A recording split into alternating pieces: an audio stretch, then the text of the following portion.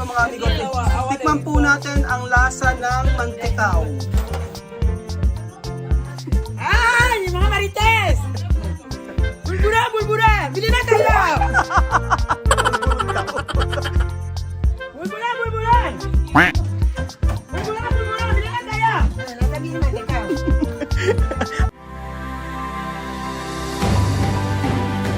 Maganda nga po.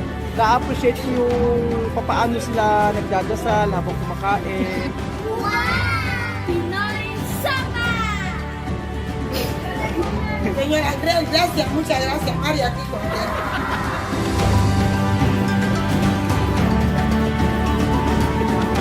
At ako ang inyong amigo dito sa Puerto Bata, Equatorial Guinea.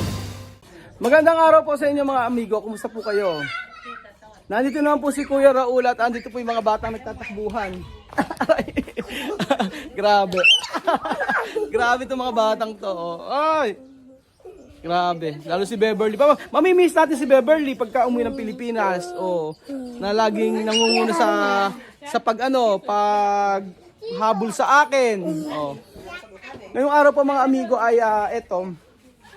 Meron po ako ipakikita sa inyo na isang pagkain na kung saan ay naging hanap buhay po ng pamilya nila Celia. So, hindi lang sa inyong kaalaman na ang pamilya po ni Celia ay wala pong trabaho.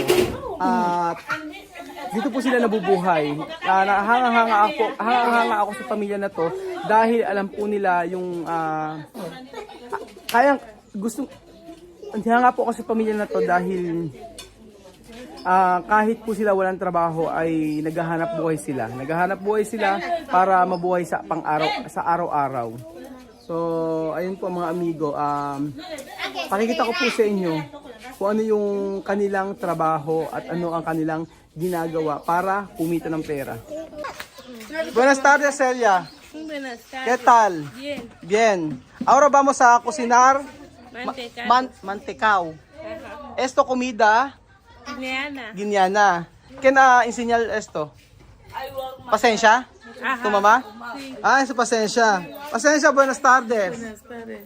Qué guapo hoy. Gracias. ¿Quién enseña esto mantecao? Mi abuela. Tu abuela. Ujú.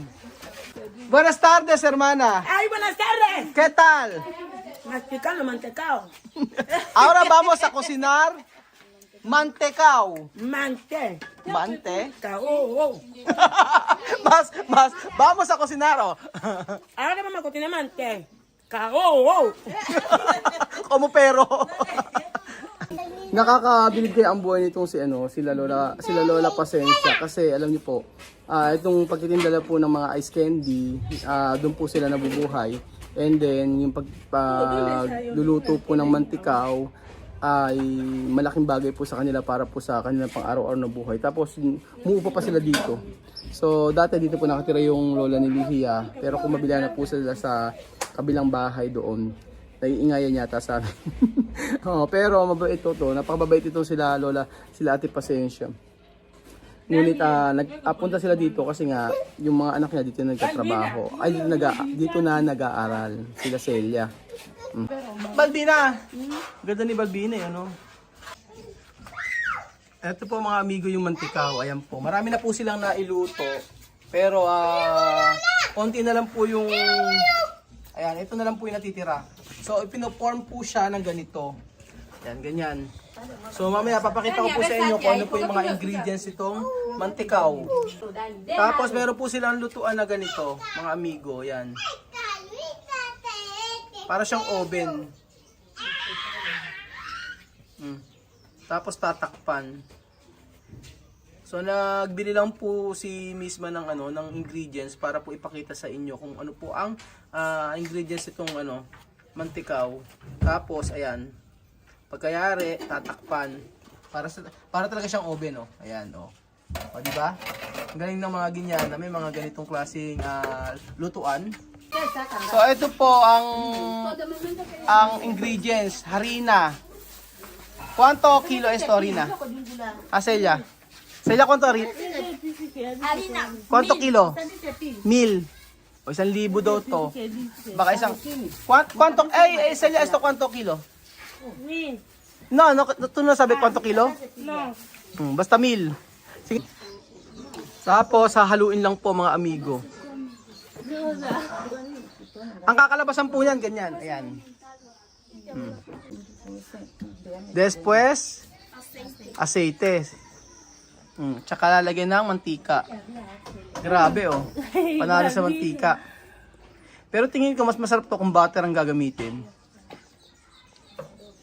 Pero para mí, ejemplo, cuando tú poner mantequilla, más mejor. Dulce. Ganyan pala mga amigo ang mantikaw. Asukal at harina lang, tapos may mantika. ¿Qué? Grabe, isang litrong mantika din ang gagamitin. Pero ang daming magagawa nito. Tapos pa mga amigo, kapag binenta po ito, ang halaga po nito ay 5 pesos ang isa o 50. Ganun po. So ganyan lang ang pagluluto ng mantikaw. No ay agwa. No. Walang tubig. At si Miss Bay nakakatuwa din dahil tumutulong po siya dito. Kita niyo po. Kaya alam po mga amigo, huwag po kayo magtataka kung bakit sa lapag po sila lagi kumakain, nagpe-prepare. Nasanay po sila mga amigo. Ayan po. Aha, solo así. Después, ayan. So ayun po mga amigo, tayo po ay magluto o gumawa ng mantikaw. So ganyan po siya, tapos bibilog lang. Oh. Para naman na madali pala. Madali siyang i-form. Basta mantika ang gagamitin. Sabi ko kay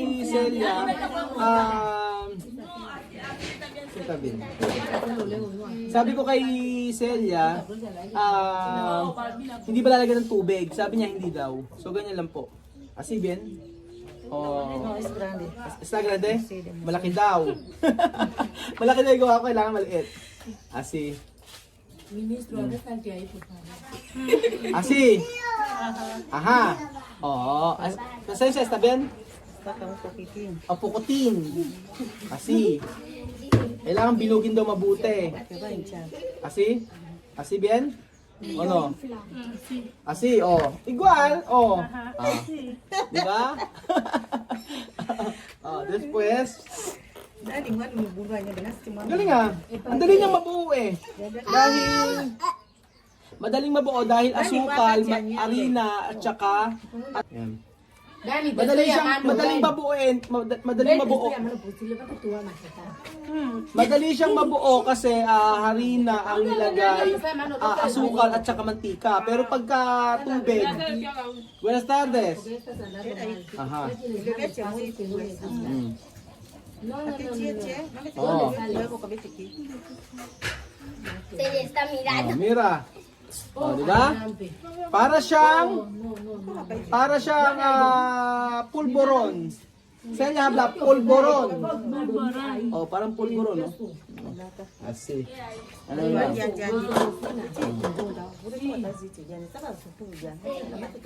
Malaki ang kita. Alam niyo kung bakit? 5 pesos ang isa. Eh, ang nagastos lang nila ay 200. 200 plus yung mantika, 100. 300 pala. 300 pesos yung naubos nila. Ayan. Pero yung natin kung mantikaw kasi, maano siya, malasa. Para siyang may butter. Ayan. Diba? Ganyan. So, ang dami nito mga amigo pagka nagawa. Ayan. Oh. Ayan po mga amigo, meron pong Afrikana na gumagawa po ng kanilang street food na tinatawag na mantikaw.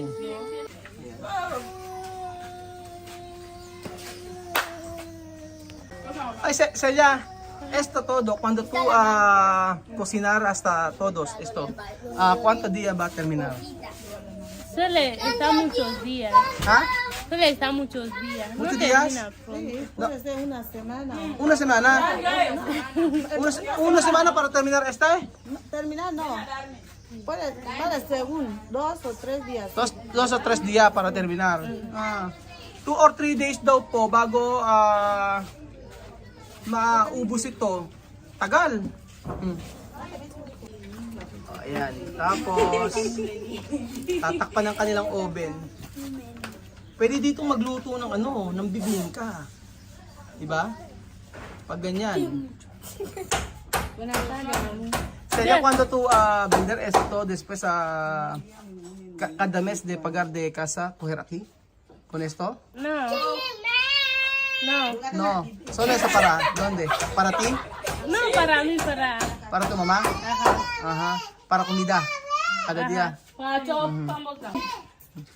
Si Sandra din ang ginagawa din po nito, gumagawa po ng ice candy. So yung pagkain pala nila dito nila kinukuha sa paggawa po ng mantikaw. Yung kapatid daw pala ni Celia, yun daw po ang nagbabayad ng bahay nila dito. So, itong ginagawa nilang negosyo, pati ice candy, yun yung pang araw-araw nila na buhay, yung pagbili ng mga pagkain. Tapos, ito po yung tinuro natin sa kanila, yung paggawa po ng ice candy. Ayan.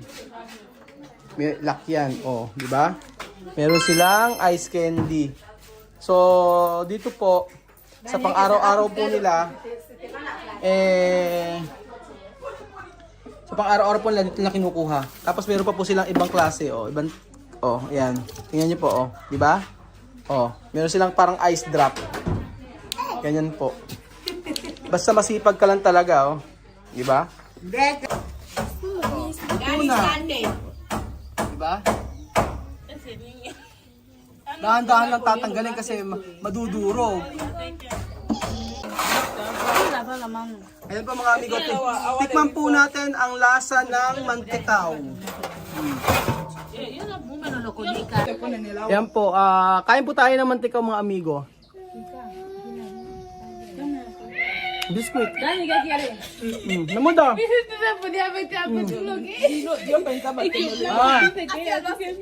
Gracias.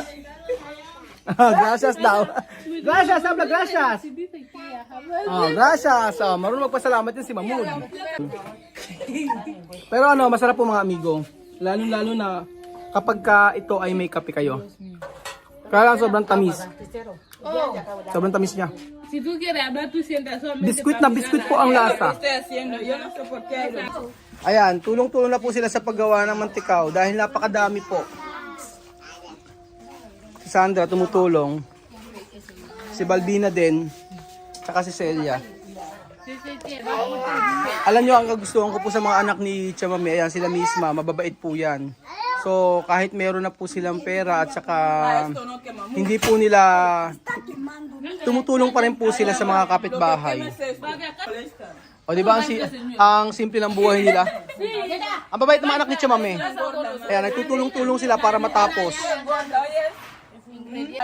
Kaya nga lang po mga amigo, ang sabi nila, ang tagal, 2 to 3 days bago maubos to. Tagal.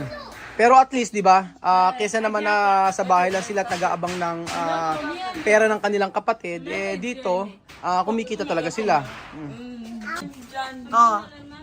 Mahmoud, habla mantikaw. Mantikaw. O pakitaw, paano yung pakute? Pakute. Paano pakute? Di ba? Bulang kita Mante. Mante! Mante mo di jam, Ano daw?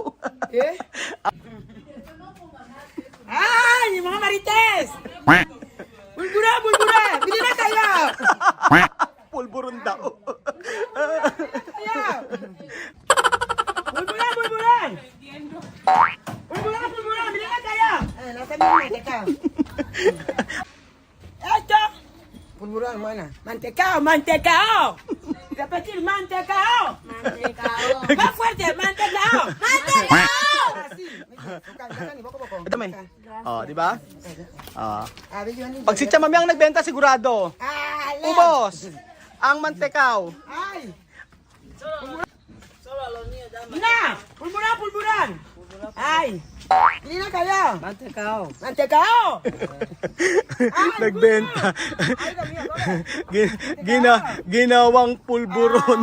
Ales. So ayun ba mga amigo, yun lang po ang video natin for today. Maraming salamat po sa panonood ng video na to. At kita ulit tayo bukas sa Diyos sa manyan. At Ay, kami pulburan. Bye-bye. bye-bye.